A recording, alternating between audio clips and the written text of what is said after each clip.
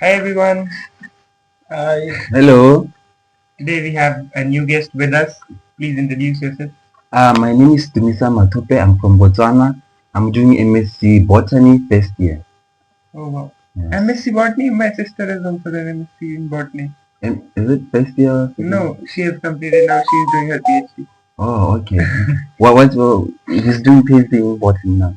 Yeah, she is doing a PhD in Botany. What's her name? Not in Delhi. Okay, not in Delhi. Okay, I thought maybe in my department. No, it's not in your department. Okay. Okay. Let's start with our podcast. So our first segment would be personal journey. So tell you asking the first question. yeah. Mona, he is from Botswana and in their language, Mona means man. That's why I used to call him Mona. In Hindi, Munna means a small baby or little baby. Oh, Small child. How do you spell Munna in India? Hindi. In Hindi, like you cannot spell in Hindi because the writing script is different. But if you want to say in Hindi, then it'd be MUNNA. MU Munna. Okay, for us it's MO Oh, double N. Monna. Yeah. Okay. Yeah, ask him the first question. yeah, Mona, what inspired you to come in India for study? Okay. So the reason why I came here, I'll just say the reason, is because my friend completed her master's here in India. Mhm. She was doing, I think, in Kerala. Okay. So just to see her coming back home with master's Yeah. inspired me to also pursue master's in botany. Yeah, she was doing animal in biotechnology. Shout out to Bonolo though, she's my friend. Oh, She has a master's in biotechnology and now she's working in my country. So that really inspired me. And she also encouraged me to also come here. yeah, So yeah. she was very excited for me to be applying for this to come. Scholarship. Yeah, it's a scholarship. It's like it's fun. You can visit India, or like you can explore India and also study side by side. Yeah, I've been trying to do that. Foreign experience as well as studies. Mhm. Really good. Okay, so what was your initial experience when you first landed in India? Ah, to be honest, I just uh, the weather. I just didn't like the weather. I just did not like. It was when I came here. It was in August. It was very hot. Yeah. The humidity was very high, so it was very something way different from what I came from. So just to see me sweating, I was very uncomfortable. You know, in But then August, I had to adjust. in August it's not too hot. Yeah, if that's you what I experience heard. June and July, they are like extremely hot. Yeah, But yeah, I've- the humidity I can relate to. In August it's rainy season, so the Mhm. humidity. That's why. Yeah, and I feel like it was very, very hot for me. But I read in Indira Gandhi. IGI. Yeah. Indira Gandhi So International Airport. the weather inside, the microclimate inside, it was very cool. It was very like welcoming. But Temperature control. as soon as you step outside the airport, it's a different story. So it was very difficult for me. But we had to adjust. Yeah. Mm. But what was your this was a cultural difference you noticed between Botswana and Cultural shock. Yeah, Cultural cultural shock. shock. I've noticed a cultural shock recently, though not in August, but recently Hmm. during winter this season. yeah, Yeah. So I always see during dinner time, at night it becomes very cold. I always see men in this hostel. Excuse me, men in this hostel. They will come to the mess area with that blanket, with like sort of a blanket Oh yeah, I wrapped understood. around. It's called a shawl. Yeah, a It's very shawl. common in even like in Haryana. It's really common. Like if you will wear two sweaters, you'll feel like no, it's not enough. You'll still feel cold. But if you wear nothing but a t-shirt or like a sweater, and you just wrap a shawl around yourself, now that's very warm and it's very So comforting. it's very warm compared to wearing a jacket. Yeah, jacket is very uneasy. Like But it seems like that cloth is very like light. no, that the cloth is very thin and light, but yet it's so warm and it's inside. no, yeah, it's warm and it's very like how can I explain? I cannot explain. You just wrap around yourself. It's very light. First, jacket is very heavy. Mhm. Yeah, It's uncomfortable. and you cannot adjust the jacket, and you can just adjust from like Yeah, you can like from this side, from this side. you, You can cover your head also if you yeah. want to. I thought that was for like I thought maybe it was for a religious No, reason. that's not really. Yeah, because when we came from when we I realized that when we came from Chatapur the other day, so I saw two men, they were wearing identical clothes. So I thought maybe it's a religion thing because they were identical. But then when I got here, there's another one. He was putting on a different one, and I thought maybe this is not a religious. It's not a religious thing. No, it's just to protect yourself from cold. Okay, but in my country, that cloth we call it mukagolwane, and it's for ladies. So In India, like majorly it's for ladies, like they wear it. But in especially in winter, men also wear shawls. okay, but if you walk around that mukagolwane and you are a man in my country, people are going to look at you as if you are like a weird person or something, because they do not expect you to be putting on that while you have a jacket or a jersey. So it was very a cultural shock for me. And then the other one, speaking of cultural shock, hands, eating rice with hands, guys. Oh my god. We just discussed this off camera. We had to explain to him that in Africa, in some parts, it's very common to eat rice with hands. You know, it's very common in India too. Like most of the people eat with spoon, but some people they do eat rice with their hand. So it's like it's traditional to eat with hands.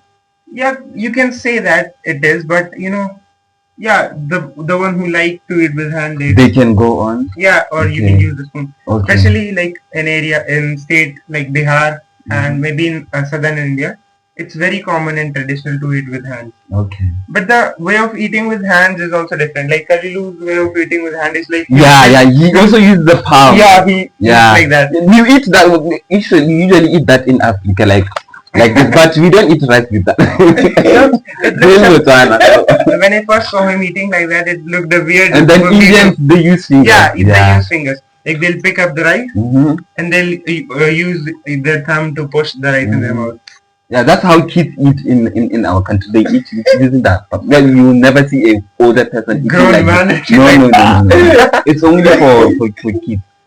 And I'll just say that the last one, which this one really shocked me last week. Last week. Yeah. So last week we were celebrating birthdays in this hostel. Yeah. So I just realized that what can I during birthdays. So you know the person who is birthday or something, they have to make a wish, and then after that we cut a cake. Yeah. So what I realized is that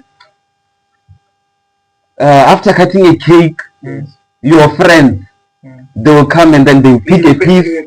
No, not that one. They will come and pick a piece of cake, and then they'll have to feed it to you.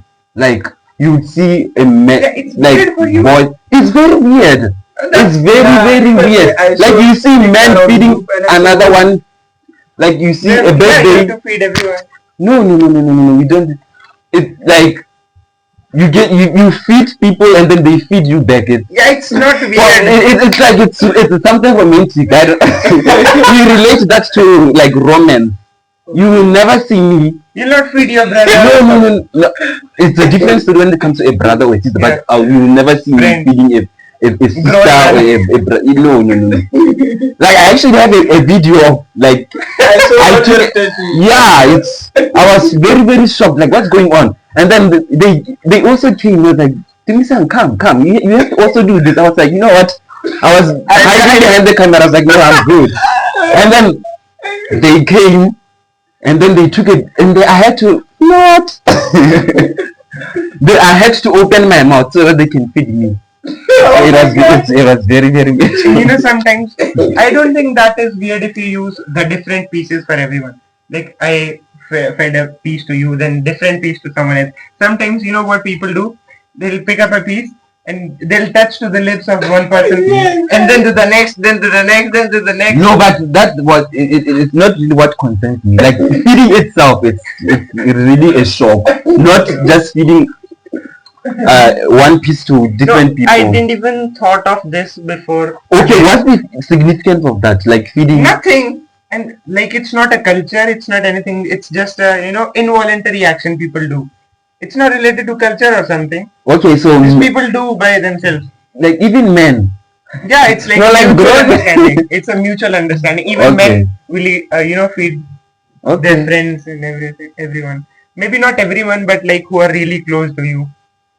You'll not go by line. Yeah, have you ate? Have you ate? Just two or three who are standing close to you. You No. can. No, like Yeah, just even- feeding even his like this birthday- and that. During his birthday, he do. Yeah, obviously he's going to do that because he's Indian. Are you going to do that? Yes, Huh?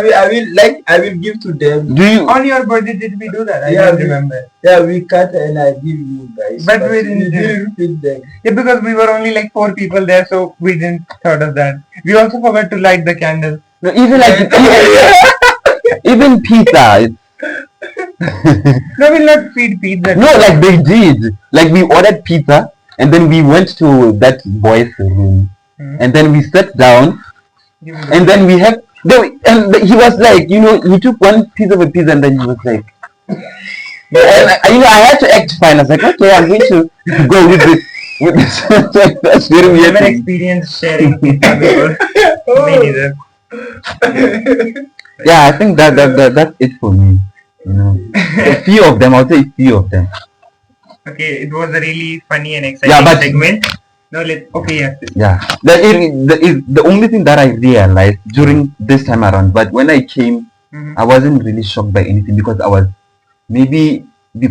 hanging around African people because I arrived when I came in, I arrived at a PG for those. I was staying with Angolan guys. Yes, so Angolan guys, guys from Angola. They go to DTU. DTU. Oh, it's very close to my house. Yeah, it's like you stay in Samaipur. Yes. Yeah, close to that. I used to stay that side, so I didn't notice any cultural stuff because I was staying with African guys. But when I came to this hostel, yo. Because there are Yeah. very different people. Yeah. African, Indian. yeah. So yeah, that's it. Okay. Now moving to second segment, that is culture and heritage. Can you share some traditions that are followed in Botswana and that you are proud of? Traditions. Tradition or culture, or something like maybe they do something on a particular day that you feel like you're proud of. Traditions. Do you have any tradition in Mali? Maybe I can think about this one. Yeah, we have. Like in Mali,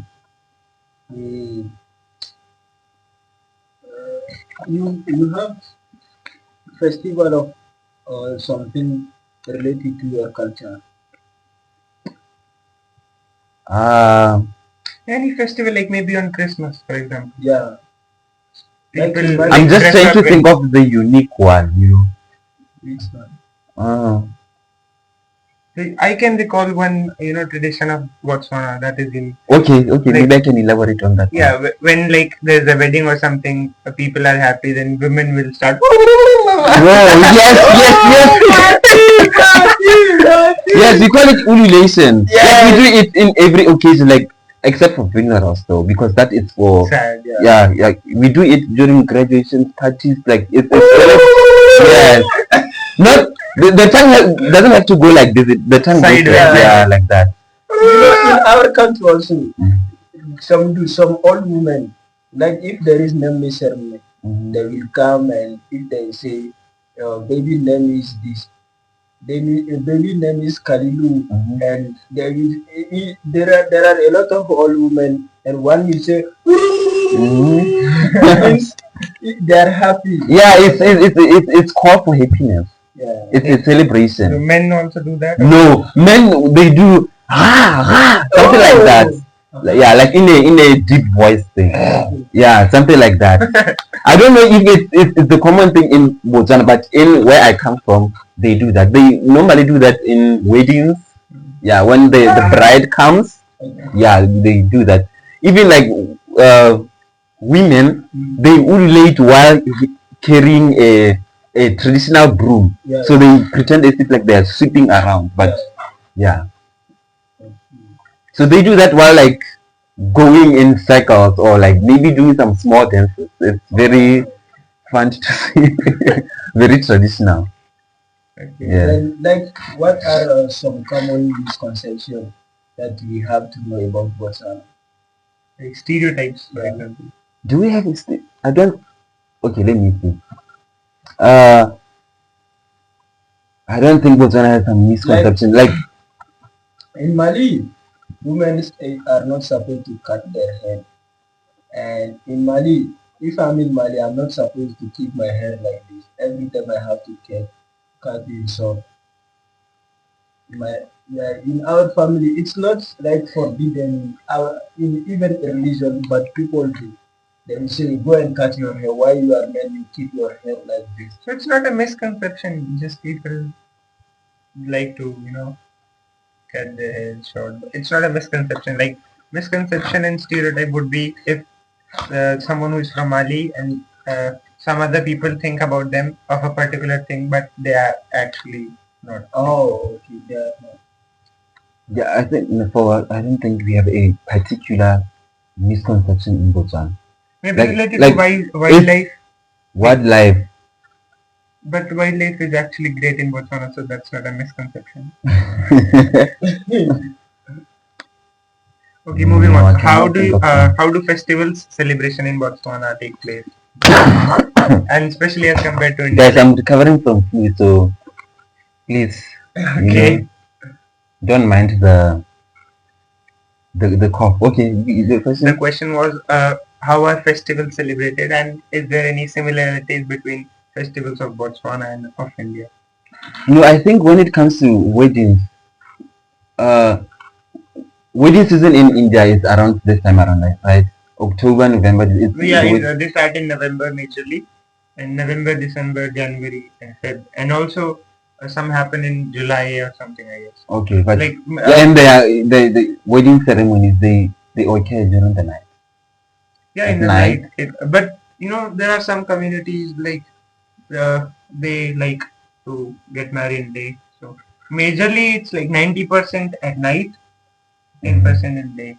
Okay, so for us it's entirely marriage entirely occurs during the day. Yeah, during the day in the early evening.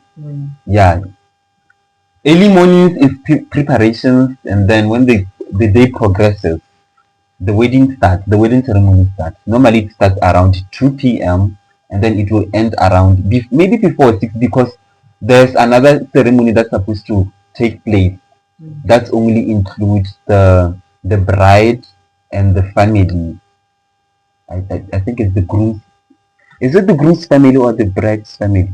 Like where the bride's supposed to be taken to inside the house, and then there's something going on. We don't know what's going on, but it's something related to marriage. We don't know anything. Yeah, so it's after that it's the marriage is over. The ceremony is over.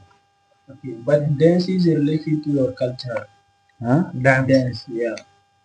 Dance? Yes. Like do people dance in weddings? Yeah, it's a common thing. It's very you cannot invite me to your wedding and there are no dance. That's the similarity like in India and Botswana. Dancing is a sign of like celebration, happiness. So yeah. But I think. But there are some religion. I don't know if it's religion. Some churches under Christianity, they don't Allow dancing. they don't allow some particular songs to be to be played during the wedding. So that the whole ceremony just becomes quiet. Only them singing without no radio. With high pitch voice. Yeah, so yeah. Even choirs, church choirs, they're the one who does those things. Sometimes they like hurt my ear to listen, Yeah, it can, but if you not get used to it. But I've never been to that such wedding. I only go where there's a sound system, DJ. Yeah. It's very similar to India. Like in India, on the main wedding day, all the ceremonies start at like in evening, but like the final wedding takes place around midnight or past midnight. Going back to that misconception about my country. Yeah. I feel like people around the world they think Botswana is a province in South Africa. Oh. Yeah. Yeah. They think it's part of South Africa. Yes. It's a close to district of. Yeah. Last week I but told my father, Matisse from Botswana, and my father said, "Oh, South Africa," and I said, "No, Botswana." Yeah. Even it's like that. I don't know why, but Botswana. Because they are very close, and South Africa also, captured Namibia. Yeah, it's like it has engulfed Botswana like this. Maybe that's the reason. But it's just an independent country. Got its independence in 1966. Okay. Yeah. In 1966, Haryana as a state was, formed. Or it was formed. Yeah, like not my village, my state. Yeah, state. It was part of Punjab. Now Punjab is a different state. Haryana is a different state. On 1st November 1956, Haryana was formed. 1st November. Yes. Wow. Okay. So now moving on to the next segment, that is education. So how does the education system works in Botswana, and how is it different and similar to India? Or what have you experienced till now in India, like colleges, like how your colleges work, exams and everything? I think the education system is similar to India. You guys have primary school. Yes. You have secondary school. Yes. Yeah, so you have to go through that. 12 years. Yeah, if you are privileged enough, you can go as a kid. You can go to kindergarten first. Kindergarten. Yeah. And then you go primary school, and then you have junior school. So primary school is for 7 years.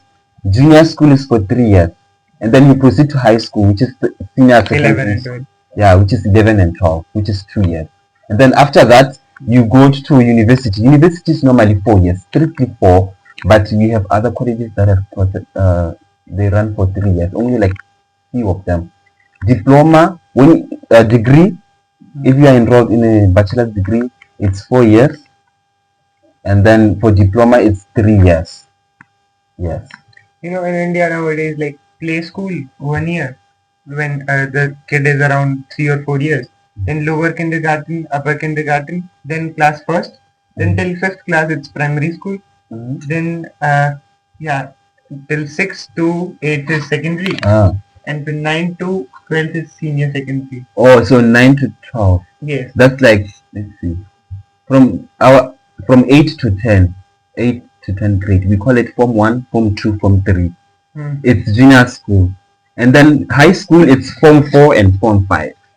We don't use grade, like we don't say top grade, we just say form 1, form 2. If someone asks you which level are you on, then you have to say form 2. They will know you are on grade 8, grade 9. Yeah. In India they just specify in which class you are. I'm in 12th, I'm in 11th class. They don't call it grade. Oh, okay. And usually, like, we don't even differentiate nowadays, like primary, secondary, because in one school there are every classes. So you just say in which class. So 11th. Okay, yeah, I think that's the difference. And in degree, like it's most of the degrees are of 3 years, bachelor's degree, undergraduate. Like I think all like around the world is 3 years. Yeah, and if you're doing an honors degree, like for example BSc honors, then it would be of 4 years. Yeah, I don't think we have. Do we have honors in my country? Like it's only like one college that has honors. Only degree, bachelor's degree for us. And then when it comes to classes,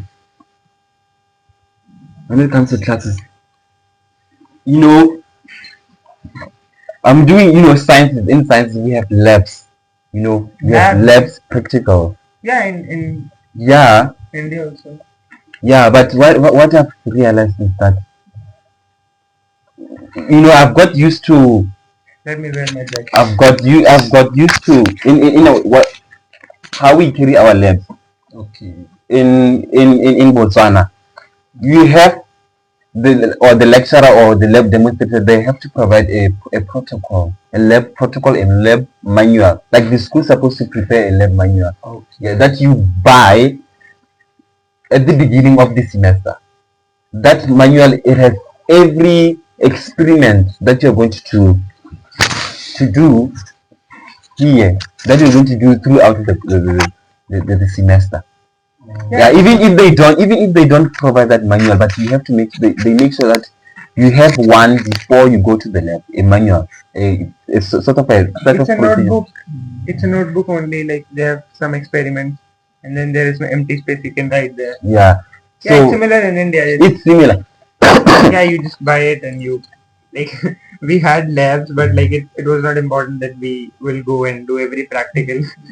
Like a teacher would take us there, people would like talk to each other, maybe break one beaker or two, break the glass rod. Like you just try to do the experiment. The teacher will explain.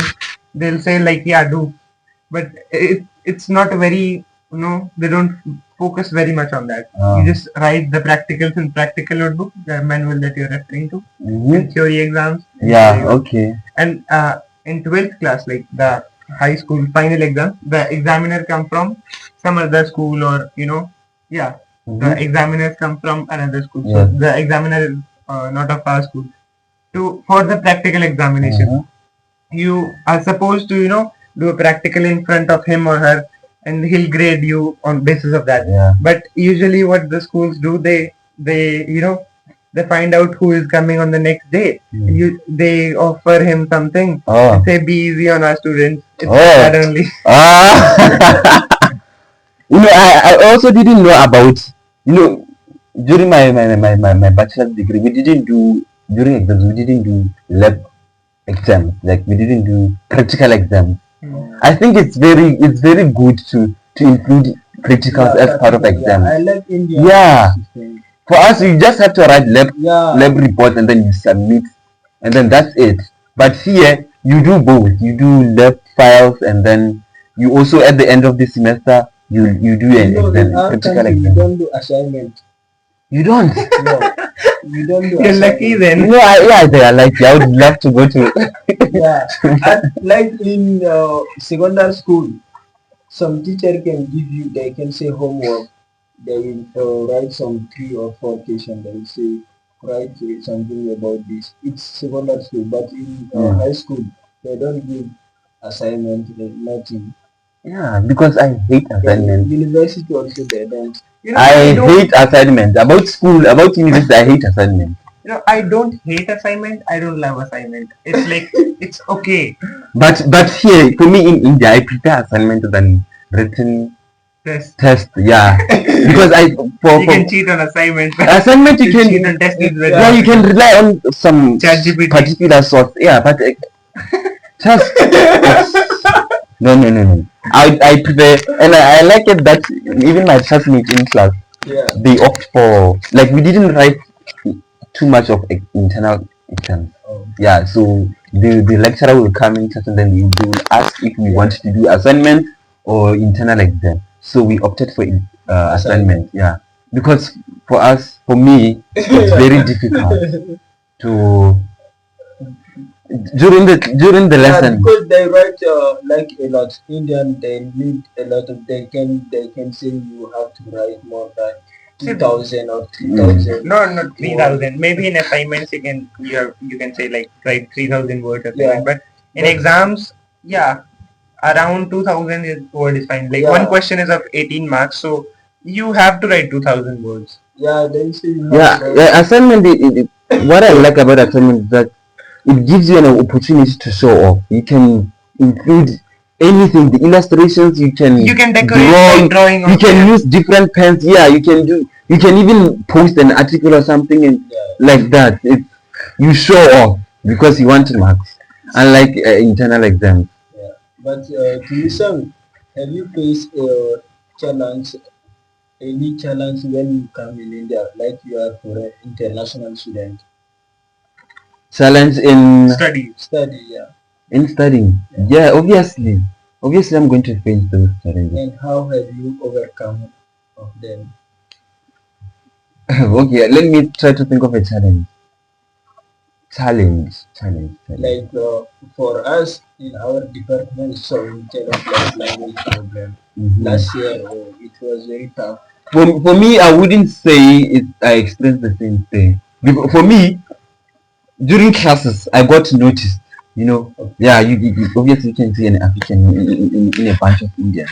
So the lecturer will start the lecture in Hindi. and then she will realize that, oh, there's someone different here, and then they will just apologize and then carry on with English. The only challenge is that similar challenge I experienced. It was only in lab practicals, because our lab practicals are done by PhD scholars, so they don't know how to speak English. Yeah, so I rely on my classmates. So the PhD scholar will just proceed on speaking Hindi, doing all the calculations in Hindi, and then after that we do our experiment in groups, and then my group members will explain what she was saying, and then I'll have to write it in English because I need those procedures for the practical exam. Yeah, that's the only challenge I faced. And also another challenge I faced is the accent, Indian accent, English accent. So there's this other lecturer in my class.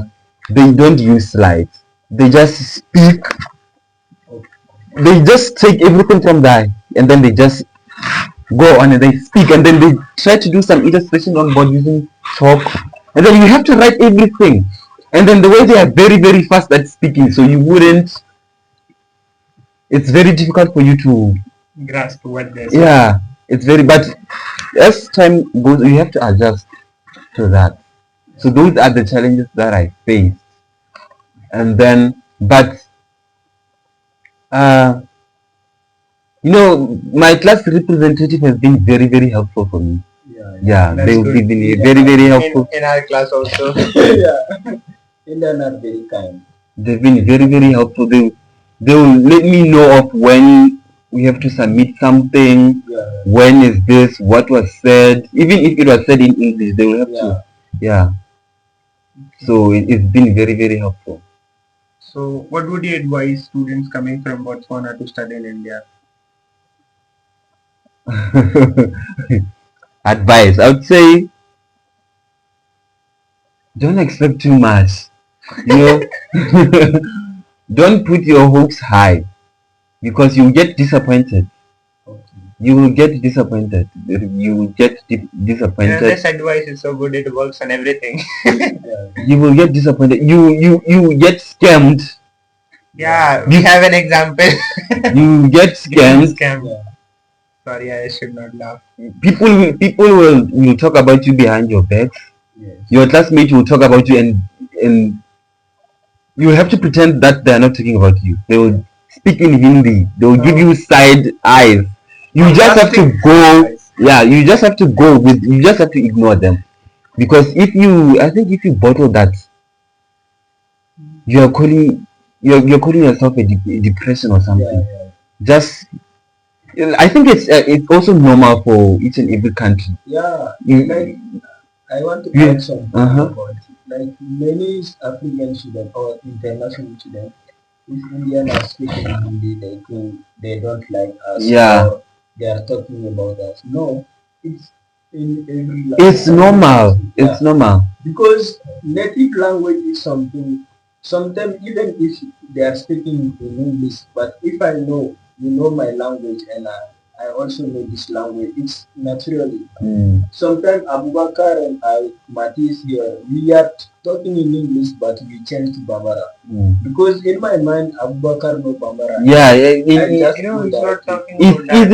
easy to express yourself in.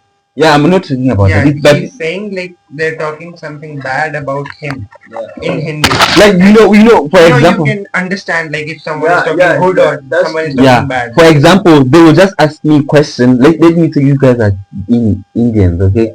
You ask me a question about something, about Botswana or something or anything, and then I'll just answer. And then after that, they turn to each other and they talk and then they laugh and then they come back to you and then they ask you another. So you have to ignore that.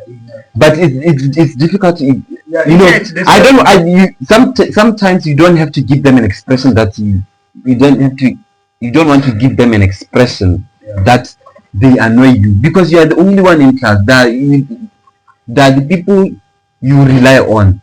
Sometimes during assignment they help you.